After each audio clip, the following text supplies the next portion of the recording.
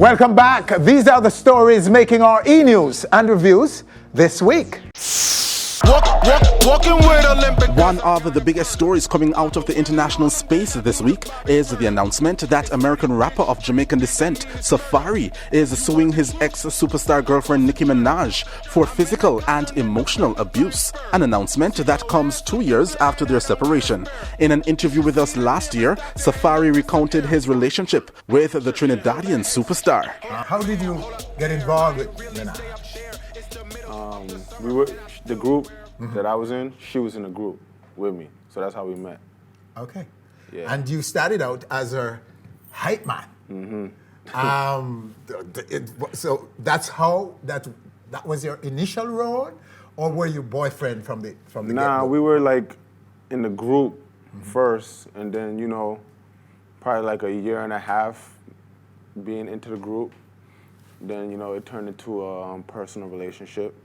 The group split up, and I always had like a lot of energy when it came to performing. Yes. So she was like, "Hey, you should be my hype man." I'm like, "Okay." So let's do it. And from hype man to main man. I was already the main man, then to the hype man, then to now it's me man. Me man, right now. Now it's me man. Okay. What was she like though? What was it like being her man? You know what I'm saying? There's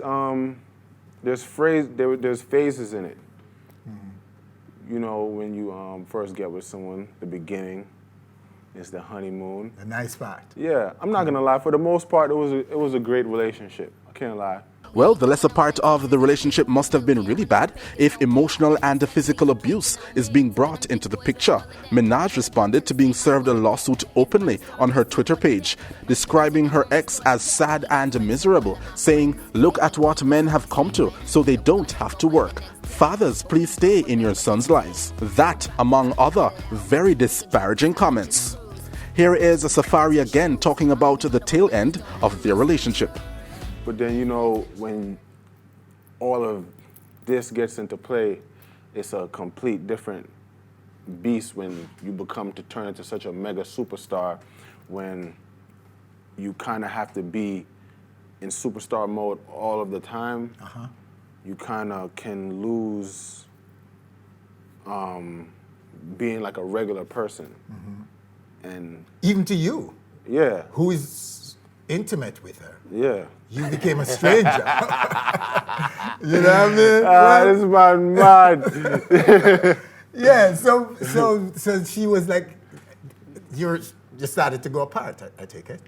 Yeah, towards the end, I just felt like things changed too much, so I just felt, it was the best thing for me to just walk away from the situation, because you ever seen that thing where it says sometimes it hurts more to hold on to something than just letting it go, and you see somebody pulling on like a piece of rope, and the rope is ripping their hand, and then when they let the rope go, you just see the tension and all the stress just come away from the hand, and I just feel like, we were holding on to something that it was time for it to, part ways.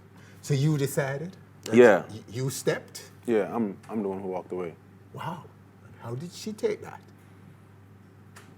Hey, clearly not too well. Is Safari creating a publicity stunt? Is he just a bitter ex-boyfriend seeking to ruin his one-time love? Or was there real damage done as a result of emotional and physical abuse that he wants compensation for? Who God bless, no man can curse, and they can't do nothing to stop me.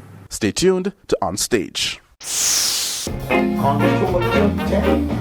A bittersweet return to touring for reggae legend Bunny Wailer. After 20 years off the road, the artist, also known as Jabi, embarked on the US leg of his tour, and the reviews have been great. From the US West Coast to the East, thousands of fans came out to witness the living legend, the only living member of the original Wailers, who used the tour to celebrate the 40th anniversary of his Blackheart Man album. Along the way, Bunny picked up many accolades for his contribution to and the development of the music industry. But with only 2 dates left in the US came the bitterness. En route to Florida, where the next show was set for, he fell ill and was admitted to hospital for some days, causing him to miss that date and another date in Atlanta. Luckily though, the illness, later revealed to be a bad flu, wasn't too serious and the Wailer was released. The artist is currently in Jamaica resting and is looking forward to embark on the European leg of the tour.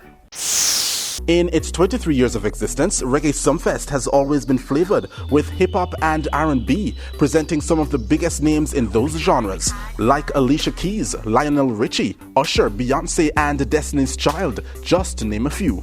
But this year, after selling the brand to Joe Bogdanovich, Reggae Sumfest is going back to the drawing board for at least the 24th staging. First, a scale down to 2 nights instead of the usual 3 concert nights, and now the announcement that there will be no international night this year. Over the years, when one mentions a Sumfest, the general question is, who is the international artist? So for some, the move to not have any foreign acts is a step backwards. But for the promoters, it's a move in the right direction. A move that will help to cut losses plus build the festival into a better brand. How will this affect patronage at the 2016 staging? Stay tuned to On Stage.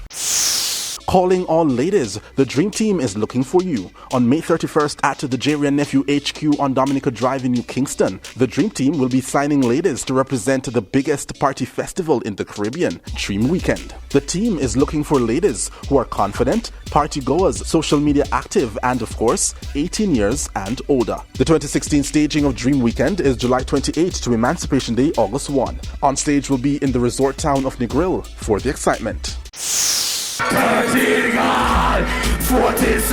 The 2016 staging of the Boom All-Stars Sound Clash is winding down.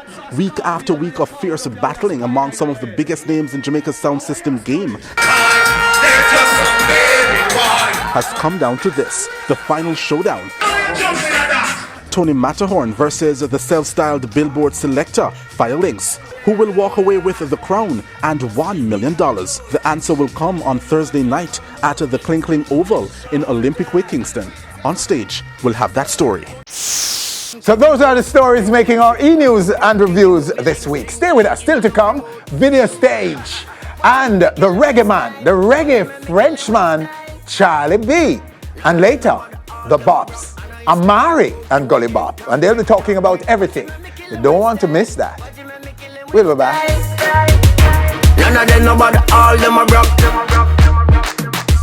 Hi, thanks for watching our video. Hope you have enjoyed it. Please subscribe to our channel by clicking right here and enjoy so much more where that came from. It's like God spend a little more time for you. Tell them where you get that body, then you walk with. Come here, make me wine for you.